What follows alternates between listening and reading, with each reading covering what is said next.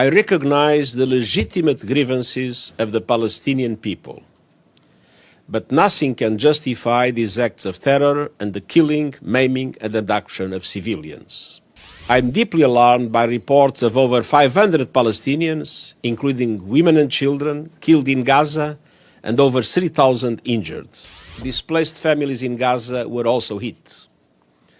Some 137,000 people are currently sheltering in UNRWA facilities. I am deeply distressed by today's announcement that Israel will initiate a complete siege of the Gaza Strip, nothing allowed in, no electricity, food, or fuel. Let me begin by repeating my utter condemnation of the abhorrent attacks by Hamas and others against Israeli towns and villages in the Gaza periphery, which have left over 800 Israelis dead and more than 2,500 injured.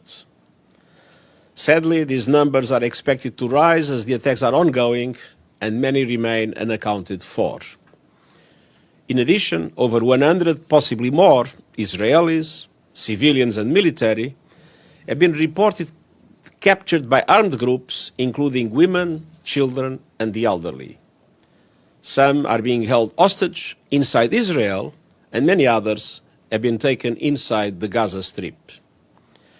Meanwhile, Hamas and Palestinian Islamic Jihad have launched thousands of indiscriminate rockets that have reached central Israel, including Tel Aviv and Jerusalem.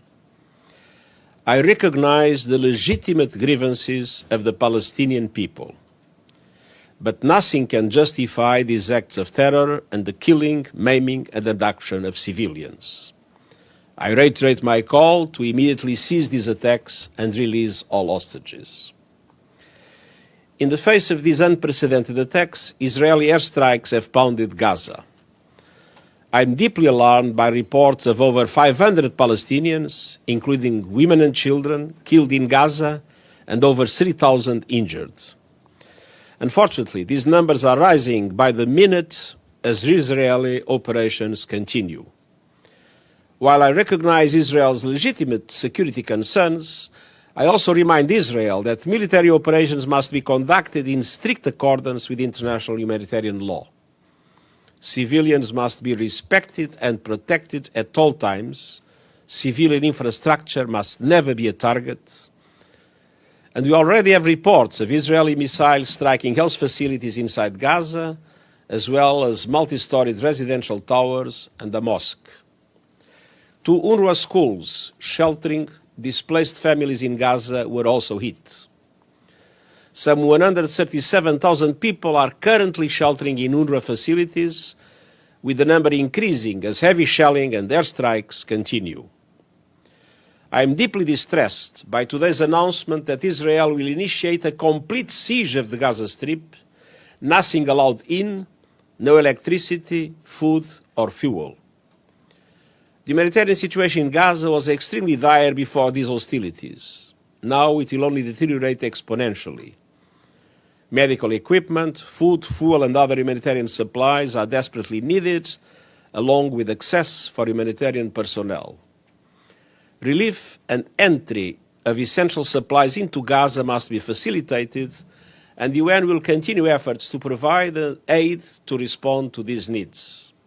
And I urge all sides and the relevant parties to allow United Nations access to deliver urgent humanitarian assistance to Palestinian civilians trapped and helpless in the Gaza Strip.